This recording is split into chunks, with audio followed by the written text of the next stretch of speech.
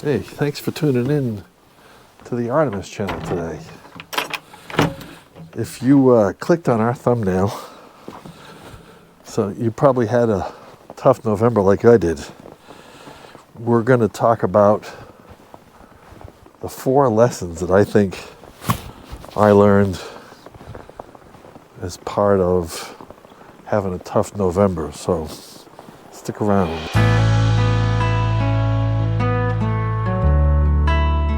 Lesson number 1 was more time in the stand.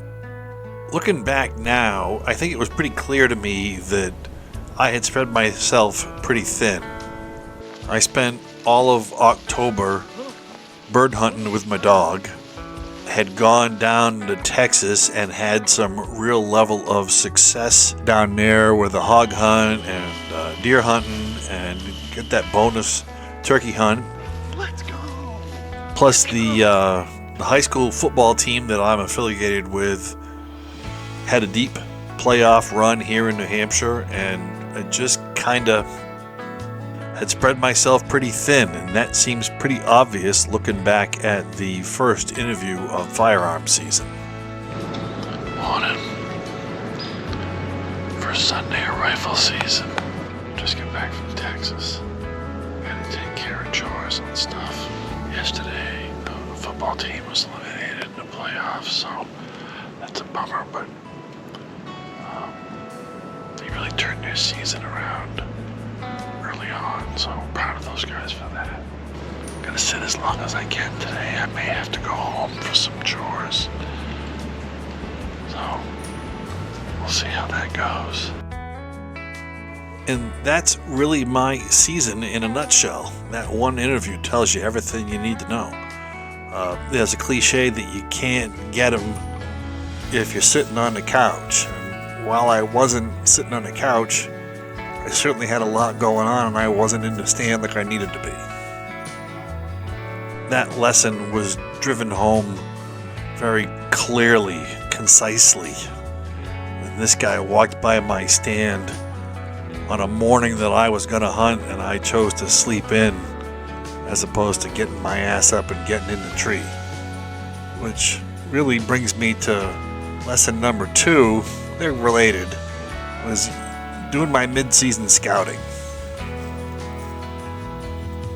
This year, more than ever, I really thought I was going to be able to get away with using my game cameras as my first level of scouting. Really, what we did is I ended up crippling myself by not getting out and finding areas that had a lot more deer traffic.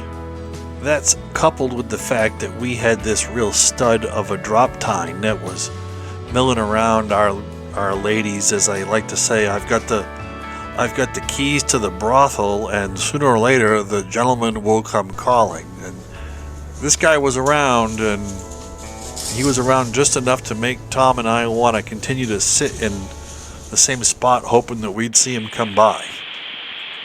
We were so excited to get up there and get this guy that we sat in a heavy rain, 38, 37 degrees, in the hopes that when the rain stopped, we'd be in the tree and waiting for him. Tom was lucky enough to have some ladies come right up underneath him, but needless to say, he did not show his face. We got out of the rain, put our stuff in a dryer.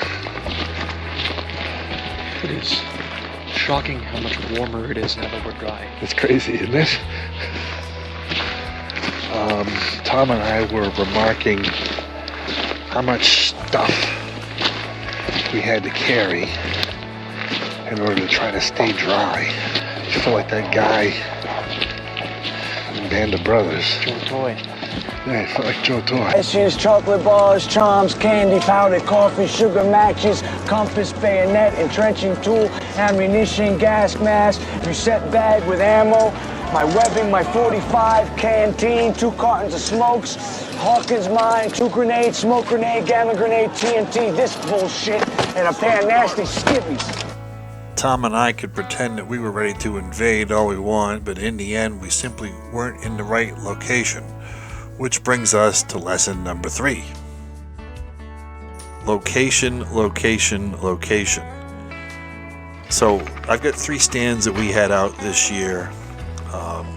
We had one stand here that we put out in the summertime that overlooked a clear-cut area that had come back and been grown in with blackberries and little saplings and all that stuff, and really thought that was going to be a great spot come the fall.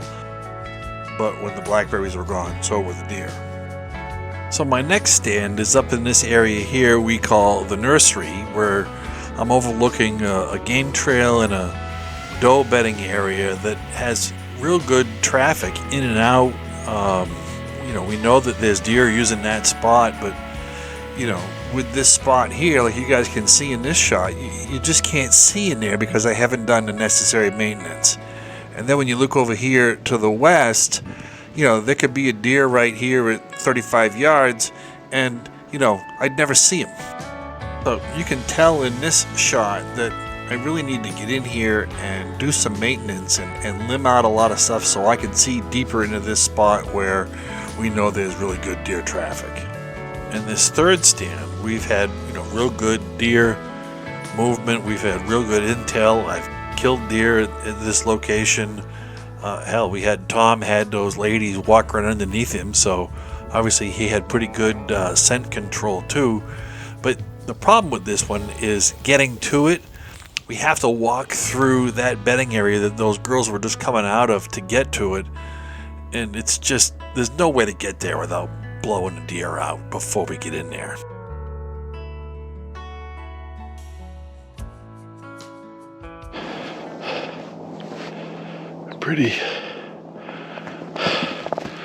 I'm pretty upset with myself today. And I just checked camera. And where I would have sat had I got my lazy ass out of bed, had a buck come through. And I'm mad at myself for not getting up and not putting in the work. Hasn't been a buck on this camera all year, and the one morning during deer season in shooting hours that I'm not up here on a weekend. So the good news is I got tracks that are a couple hours old, so we're gonna get on him and we'll see how that goes. We'll see what happens. I'm pretty disappointed. And I'm really disappointed in myself this morning, so. Got a lot of work to do today to see if we can get him. Nobody to blame but myself. Out of shape, sleeping in, didn't want to hike up that mountain again. Late season, fresh snow. I mean, I should have been charging up that mountain, but I was gassed and out of shape and didn't want to go up there. And then I made more work for myself by having to go track him. I know why I'm whispering, because he's freaking gone now. So I'm going to try to find where he came out. And my guess is that he's headed down into that gorge. So what I didn't tell you in that clip was that I had tracked him into that thick spot and got within probably 200 feet before he bounced out of there. And at that point I was pretty tired, pretty sore, and didn't get back on him. And then the following day I didn't have any energy to climb up that mountain, and I sat in my stand and listened to those turkeys. So I'm making a deal with myself to, get in better shape. I gotta get in shape. And that's probably true for a lot of guys my age, and it certainly is true if you want to get the most out of being in the outdoors and being out there during hunting season. You gotta be able to handle the cardio. Okay, excites clap. So to recap, you need time in the stand. You've got to be in the woods in order to get them. Can't be at the football field or, off bird hunting with the dog. Okay, you got to get your mid-season scouting done. You got to be in the right location, be that if your stands are set up correctly or if you're just not in a spot where there's no deer. And lastly, you got to get in shape. So that's pretty much it. At least those are my lessons for this year. Hope you guys found this a little bit helpful. It certainly helped me kind of put my thoughts together and get it all going for you. So I hope you'll hit that subscribe button and check out some of our other stuff. And as always, we appreciate you guys, and we'll see you soon.